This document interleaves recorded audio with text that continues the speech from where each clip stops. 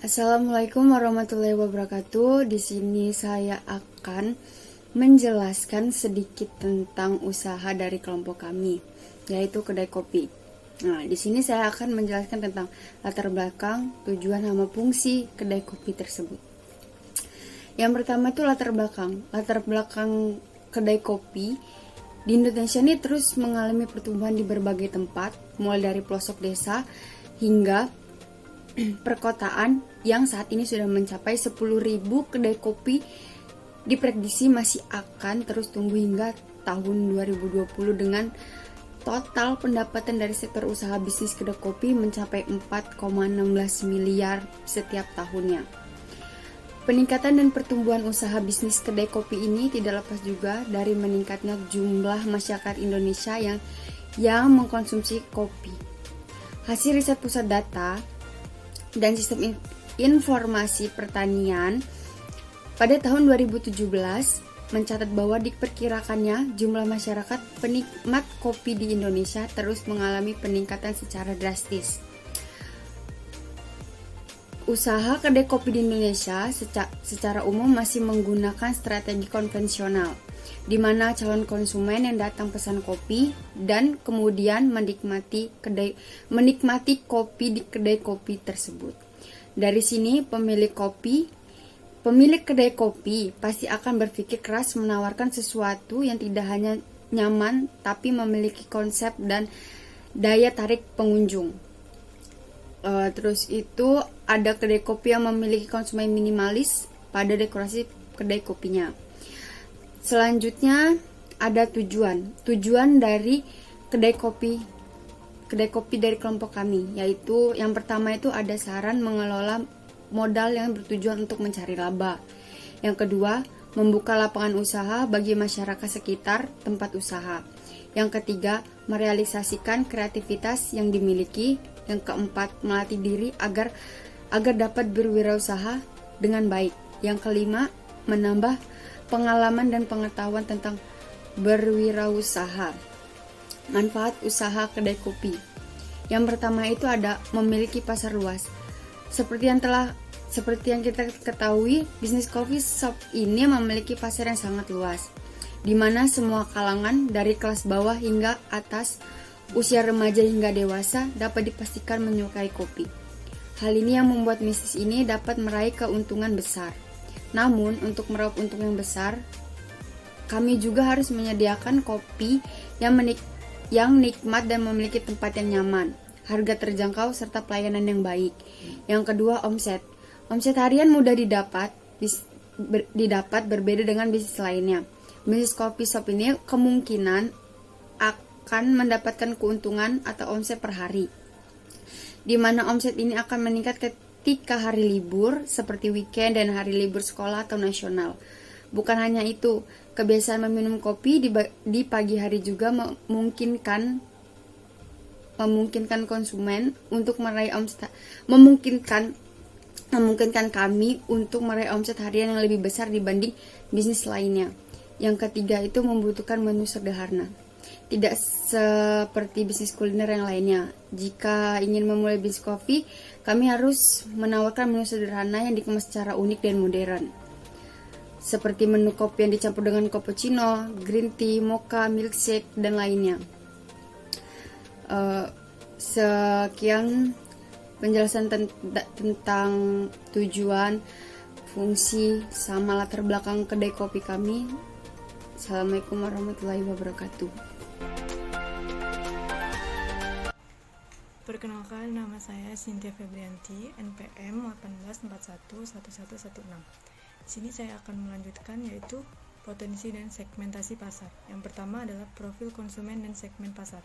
Menu minuman yang dijual di coffee shop ini harganya ekonomis, maka pelanggan yang berkunjung di coffee shop ini adalah pelanggan individu dari semua usia, baik perempuan atau laki-laki, mulai dari kelas bawah sampai kelas atas, baik pelajar, mahasiswa, atau pembisnis. Kriteria yang disebutkan merupakan faktor demografik yang dipertimbangkan dalam melakukan segmentasi pasar. Yang kedua adalah penguasaan wilayah. Usaha yang didirikan adalah usaha minuman, maka akses menuju lokasi tempat usaha yang akan didirikan harus bertempat di lokasi yang ramai dan dilalui banyak orang agar mudah dijangkau dan juga berada pada lingkungan yang aman. Selanjutnya ada pesaing dan peluang pasar. Usaha kedai kopi di tanah air kian tumbuh subur, seolah tidak ingin membuang waktu. Para pemain baru berlomba-lomba untuk membuka kedai kopi. Alasan minum kopi sudah jadi lifestyle oleh masyarakat, mulai dari anak muda sampai orang tua. Di tengah-tengah cuan yang menjanjikan, para pemilik usaha kedai kopi seolah dihantui dengan persaingan usaha yang makin ketat. Di sini ada tips untuk membuat usaha tetap kuat dan bisa berkembang di tengah-tengah ketatnya persaingan. Yang pertama, menjaga identitas merek usaha. Dengan begitu, konsumen dijamin akan kembali lagi dan lagi. Yang kedua, rajin inovasi. Setiap usaha kuliner atau minuman wajib melakukan inovasi. Tujuannya untuk konsumen tidak bosan dan mempunyai pilihan menu baru saat berkunjung. Yang ketiga adalah memanjakan konsumen. Strategi yang lain juga wajib dilakukan bila ingin bisnis tetap berjalan baik adalah dengan memanjakan konsumen. Harus ada aktivitas atau pengalaman yang membuat konsumen senang dan berkunjung ke gerai. Pemilik usaha dapat membuat aktivitas yang melibatkan konsumen, misalnya menyeduh kopi atau mengenal biji kopi asli Indonesia. Yang keempat, yaitu rajin promosi. Sudah mempunyai pelanggan loyal, promosi wajib terus dilakukan. Tujuannya untuk menarik perhatian konsumen baru. Yang kelima, perbanyak jumlah gerai offline. Sekarang zamannya online, jualan kopi juga dapat menggunakan sistem pembelian online. Namun setiap pemilik usaha kopi wajib mempunyai gerai offline. Selanjutnya adalah peluang usaha untuk kopi. Peluang usaha kopi terbilang sangat bagus dan sangat cerah. Usaha kopi menjadi suatu pilihan usaha minuman yang menjanjikan hingga banyak orang yang tertarik menekuni usaha tersebut. Peluang usaha kopi masih terbuka lebar serta sangat menguntungkan untuk siapa saja. Perkenalkan, nama saya Mila Rosalica Kusuma. Saya akan menjelaskan media promosi yang digunakan usaha kedai kopi ini. Yang pertama, above the line, merupakan cara berpromosi yang dapat menarik rasa penasaran konsumen tanpa melibatkan mereka untuk merasakan suatu pengalaman bersama brand. Dan yang kedua, below the line. Media yang termasuk below the line adalah berbagai macam media cetak. Dalam perancangan untuk promosi kedai kopi, dipilih media cetak yang mudah dijangkau oleh target audience. Contohnya yaitu voucher, flyer, dan stiker.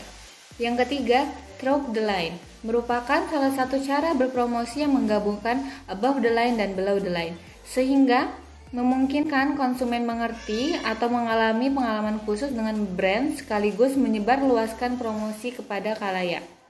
Salah satu contoh media through the line adalah sosial media. Fasilitas Instagram Stories digunakan untuk memberitahu pelanggan mengenai jam operasional kedai. Post Instagram digunakan sebagai media berkomunikasi mengenai kopi dan kedai ke pelanggan. Selanjutnya, target atau rencana penjualan. Sasaran adalah laki-laki dan perempuan berumur 19 sampai 23 tahun yang berasal dari kalangan menengah ke atas di sekitar Bandar Lampung. Sasaran menyukai aktivitas berkumpul bersama teman membahas suatu topik tertentu. Sasaran juga merupakan individu yang terbuka dengan suatu opini baru dan dari orang lain. Dengan memanfaatkan media sosial dan membagikan brosur ke kampus maupun tempat umum. Dan yang terakhir, strategi pemasaran yang akan diterapkan. Yang pertama, mengutamakan kualitas produk. Yang kedua, memposisikan dirinya sebagai rumah ketiga. Yang ketiga, kepuasan pelanggan. Yang keempat, inovasi. Yang kelima, pemilihan lokasi. Yang keenam, eksistensi di media sosial. Yang ketujuh, luncurkan promo untuk momen atau hari tertentu. Yang ke-8, membuat website. Assalamualaikum warahmatullahi wabarakatuh. Perkenalkan, nama saya Kurniawan. Di sini saya ingin mempresentasikan tentang usaha produk kami, yaitu Club Coffee. Club Coffee merupakan usaha di bidang kuliner yang menawarkan produk minuman sehat dengan berbahan dasar kopi berkualitas. Keterbaruan produk dibanding produk lain. Budaya minum kopi bukan lagi sekedar penghilang rasa kantuk. Lebih dari itu, Minum kopi sudah menjadi bagian dari gaya hidup. Tak salah jika konsumsi kopi di Indonesia terus meningkat. Keunggulan dan kelemahan Cloud Coffee. Cloud Coffee menggunakan bahan kopi yaitu kopi Arabica. Kopi Arabica mengandung kadar kafein dan asam klorgenat yang lebih rendah dibandingkan dengan Robusta. Kemudian ada kelemahannya, yaitu ketidakstabilan harga bahan baku kopi Arabica untuk pembuatan Cloud Coffee kami ini. Sekian presentasi dari saya. Wassalamualaikum warahmatullahi wabarakatuh.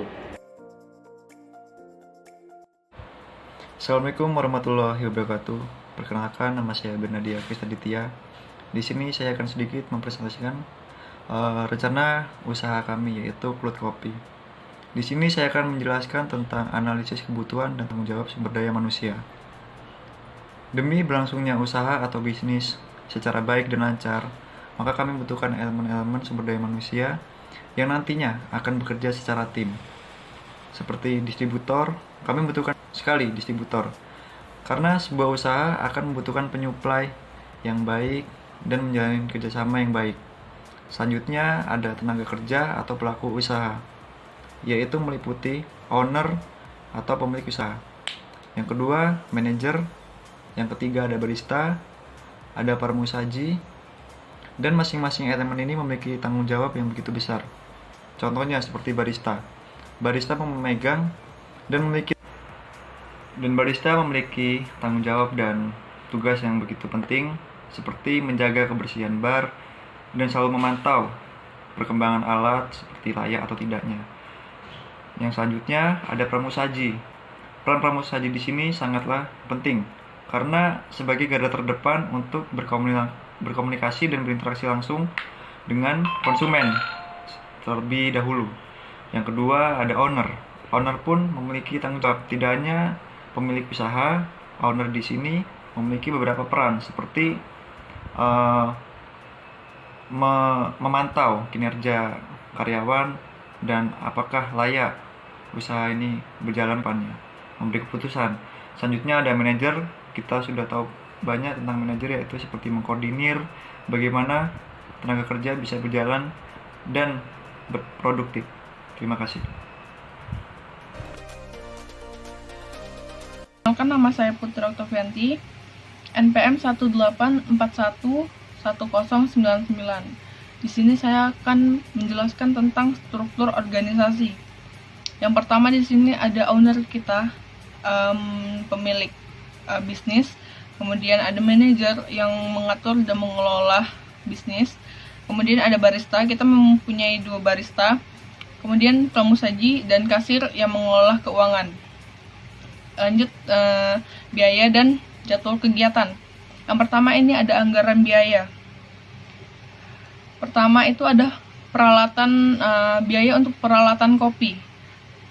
Kita membutuhkan P19, sifon, press, mesin espresso, grinder, scale, milk steamer, milk jug dengan total Rp7.220.000. Kemudian untuk peralatan lainnya seperti kulkas kecil, glassware dan silverware, blender dengan total Rp2.050.000. Yang kedua itu bahan-bahan minuman, kita membutuhkan kopi, susu, dan gula dengan total Rp1.200.000. Yang ketiga itu adalah peralatan interior. Kita membutuhkan 4 meja, 4 set meja dan kursi, aksesoris, peralatan bersih-bersih dan CCTV dengan total Rp2.650.000. Kemudian ada alat pembayaran. Alat pembayaran kita membutuhkan mesin kasir dan cash drawer dengan total Rp3.400.000. Kemudian yang kelima itu biaya lainnya, seperti listrik, biaya perizinan usaha perseroan, dan lain-lain dengan total Rp2.200.000. Untuk keseluruhan total itu berjumlah Rp18.700.000. Yang kedua ada jadwal kegiatan. Yang pertama itu analisa pasar, kemudian penyediaan bahan baku kopi, pengenalan produk, promosi offline, pembuatan konten, analisa penjual penjualan dan penyesuaian pasar yang kita lakukan selama 3 bulan terakhir. Baik, terima kasih dari presentasi kami.